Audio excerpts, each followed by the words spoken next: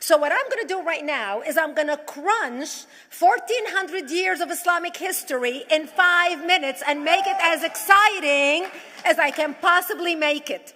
Because I hated history when I was a little girl. At this age, I appreciate history. And now I understand why they say those who don't learn from history are doomed to repeat it. In order for you to understand why Western civilization is very different than the Islamic world, you need to understand the history of Islam. When Prophet Muhammad supposedly revealed his revelation from the angel Gabriel that he is supposed to be the last of the prophets in the early 600s, he started preaching in his own city, Mecca. He tried to recruit friends and followers to be able to spread his religion. And he tried for 12 years and failed.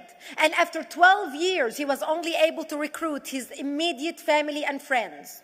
So he decided, if I go to Medina, which was the Jewish hub of Arabia, the business hub where the Jews lived, if I go there and preach my religion to them, if they accept me, that will buy me respect and stature between my own people, and they will accept me. So Prophet Muhammad started borrowing a lot from the Old Testament to make his religion more palpable to the Jews, to make it a lot similar. This is why you see a lot of similarities between Judaism and Islam. For example, Jews don't eat pigs, Muslims don't eat pigs. Jews pray a few times a day, Muslims pray a few times a day. Jews fast on Yom Kippur, Muslims fast on Ramadan. And this is why you started seeing a lot of good writing in the beginning of the Quran when Prophet Muhammad was saying all the good things about the people of the book. He took his message and went to Medina trying to recruit the Jews, talking about the people of the book, talking about how similar the two religions are. When they refused to accept him and follow him as the last of the prophet, that's when he turned against them and started killing them and started expelling them. That's when Islam went from a spiritual movement for the first 12 years of Islam into a political movement cloaked in religion after the year of the Hijrah, after Muhammad went to Medina and the Jews did not accept him. He became a military warrior and declared war on them and started expelling them. Jews and Christians became dhimmi, or second-class citizens. They were only allowed to stay alive and not be killed only by paying the jizya or the protection tax. So they had a choice: convert to Islam, or if you want to stay alive, you have to pay the jizya or protection tax, living as dhimmi in the Islamic nation. Christians and Jews could not ring church bells. Jews could not blow the shofar. Christians could not ring church bells. They could not pray publicly. Christians and Jews could not gather together and build new churches or new temples. And the way they paid the jizya or the protection tax was in a monthly ceremony where they would get together downtown and the Jew would kneel on his knee and hand his goods to the mullah, who would take the goods as the price for buying the protection. And in many areas, Jews and Christians were given necklaces to wear as a receipt that they paid their jizya or their protection tax. Jews considered najis under Islam. Najis is bodily fluid. Najis is garbage. Najis is dogs. Najis is dirty. So Christians and Jews were treated as second-class citizens. Islam continued to grow. As Islam grew, more people became dhimmi or second-class citizens. Jews and Christians were given identifiable clothing. The yellow star, which was given to the Jews that most people think is a German invention. It was actually an Islamic invention in the 9th century in Iraq by the second Khalif al-Mutawakkil of Iraq, who invented the yellow star for the Jews to be identified as they walked down the street. Because Jews were considered najis, if a Muslim man or a Jew walked on the same side of the street, the Jew had to cross the other side so the Muslim man can walk, so he's not dirtied by the filth of the Jew. Christians were given the zunnar, the belt, which most of you men are wearing right now. That was an Islamic invention for the Christians. Islam continued to grow. They went all the way to Jerusalem. They conquered Jerusalem. Christians couldn't ring their church bells in Jerusalem. The Pope in Rome in 1090 told the Christians, how could you sit idly by and allow your brethren to suffer like this in the Holy Land? You need to go liberate the Christians. You need to go help the Christians. That's why the Crusaders were launched. The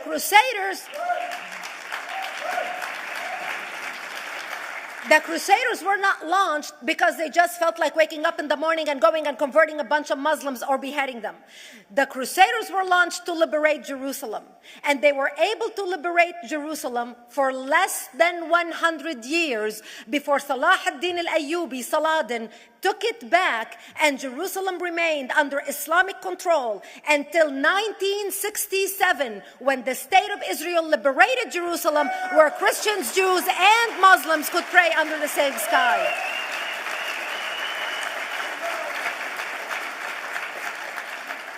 The Crusaders continued fighting Islam, and for 300 years they tried and failed. And by the 1300s, the Crusaders disappeared because they could not win against Islam. Islam continued to expand. They went all the way to Central Europe. They went all the way to China. They went to India. They conquered Spain. They changed the name of Spain from Spain to Andalusia. And they started, as they advanced, as they conquered more nations, more people paid the jizya, or the protection tax. And this is how the Islamic Empire grew. It went all the way until they was stopped at the gates of Vienna on 9/11. 9/11 is not a date that Osama bin Laden just picked out of a hat. 9/11 is a symbolic date in the Islamic calendar. By the 1600s, Islam had covered more of the earth's surface than the Roman Empire did at its peak. Between the 1600s and the 1800s, the Europeans were experiencing the European Industrial Revolution, where the Europeans were able to invent products on factory lines, where they are able to make money and sell products, which gave them the money to build a strong army in order to fight the Muslims. And that's how they were able to stop them at the gates of Vienna on 9/11. The Europeans started the pushback against Islam. They pushed them out of Europe. They pushed them out of all the way to the Middle East and North Africa. By 1924, the Islamic Empire ended. In 1924, the Islamic Caliphate ended in Turkey by President Ataturk, who was a secularist. He ended the Islamic Empire, and he gave women rights to vote. He gave women a right to an education, a right to work, a right to choose a husband. He forbid women from wearing the hijab. He forbid men from wearing the beard. The Muslims hate him so much that they consider him a Jewish agent, because they believe that his mother and her bloodline was Jewish, and that was the influence on Ataturk. By the time the Islamic Empire, or the Islamic Caliphate, or the Islamic State ended in 1924, the Islamic Caliphate had existed for 1400 years, and it ended less than 100 years ago. By the time the Islamic Caliphate ended in 1924, 270 million people around the world were killed by Islam. 270 million. And we didn't have weapons of mass destruction, and there was nuclear weapons. All of these people were killed, butchered by the sword. The people in the world, less than 100 years ago, how many people knew this history? Please raise your hand. We in America have failed to educate our children about history. We in America failed to educate our population about history. Our children in high school, you take any 17, 16-year-old kid, 18-year-old kid, and ask them about World War II. They can't even tell you what happened in World War II. For them, it's ancient history, and we still have our World War II veteran walking among us. That's how little we know of history. Islam ended in 1924, the Caliphate. People thought the Caliphate will never be resurrected. The Caliphate will never come back. But two things happened in the Middle East in the last century that made the Islamists be able to resurrect the Caliphate. Number one is the discovery of oil in Saudi Arabia, which we were able to discover and were stupid enough to allow them to nationalize it. And the number two that happened was Ayatollah Khomeini coming to power in 1979. That gave the Islamists the money and also the spiritual covering in order to explode on the world stage. And people say, oh, well, the Wahhabis exported their Wahhabi radical religion. The Wahhabis are the name of Wahhab. They're not a different sect of Islam. They follow the authentic preaching of Prophet Muhammad, the way Prophet Muhammad lived and practiced his religion. This is why neither you or me or any infidel can step a foot in Mecca, because as far as they're concerned, we are filth. And as infidels, we're not allowed to step a foot, not President Obama and not anybody else. As a matter of fact, Al-Qaeda used to use Saudi Arabia and its success as an excuse to recruit members, as the example to show them how Allah has blessed Saudi Arabia because of the way they adhere to the tenets of Islam. And today we talk about ISIS. ISIS is not a new invention. ISIS resurrected the caliphate that ended less than 100 years ago. Except we are too ignorant and too uninformed to understand what ISIS is doing and why ISIS is succeeding.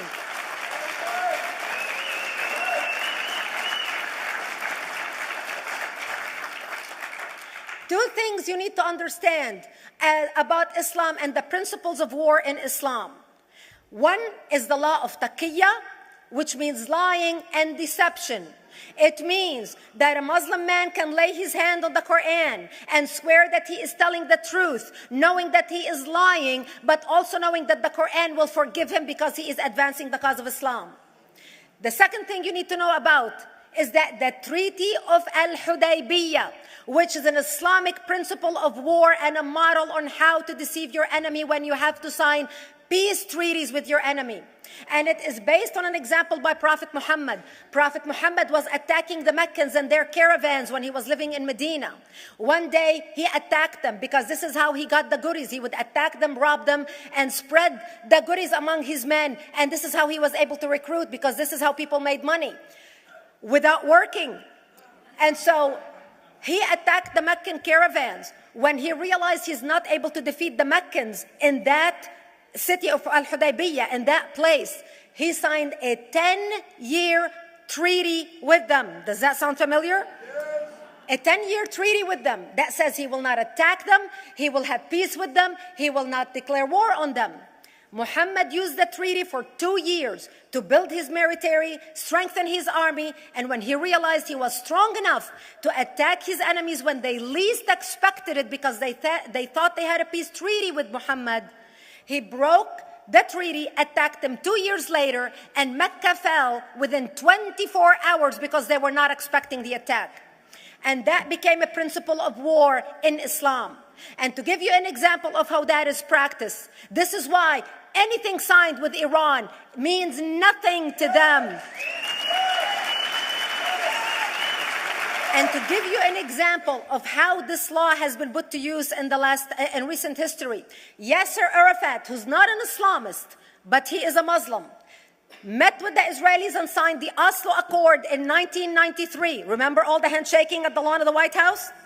The Oslo Accord, Yasser Arafat used the peace treaty, the Oslo Accord with Israel, to get Israel to bring him back and give him his territory, finance his military, train his police, and give his police the weapons. Yasser Arafat broke the Oslo Accord 8 years later, didn't even wait 10 years, and declared the second Intifada in 2000, and all hell broke loose. He used the same treaty to win and deceive against his enemies and deceive his enemies. When Jordanian press, after Yasser Arafat signed the Oslo Accord with Israel, and Egyptian press would interview Yasser Arafat, and they would say, how could you sign a peace treaty with the devil? How could you sign a peace treaty with the Jews? Yasser Arafat will tell them, remember Hudaybiyah. That's all he would have to say. The whole Muslim world knew exactly what Yasser Arafat was talking about. We in the West and the Jews in Israel, it was over their heads. Nobody understood what Hudaybiyah was referring to. And this is the type of deception that we are dealing with. So when Iran signs a peace treaty with the United States for 10 years, they are using us as useful idiots, as gullible, ignorant people who are signing a peace treaty with the devil in order for Iran to continue her thing. In this deadly game of thrones, there's no place for America or for Israel. We don't have to gamble with our future and with our children's future. Elie Wiesel. And I wish I could promise you, Elie, that the lessons of history have been learned. That is why it is so important to be wise about who we're going to put in the White House next year.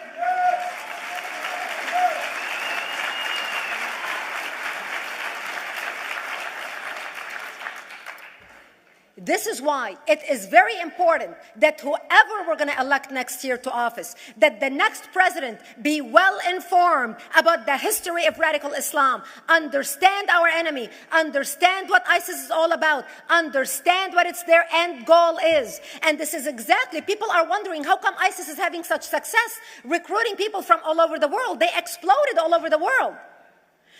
The Pew Research did a poll. And of course, the Pew Research is not Brigitte Gabriel, is not Fox News, is not Tony Perkins.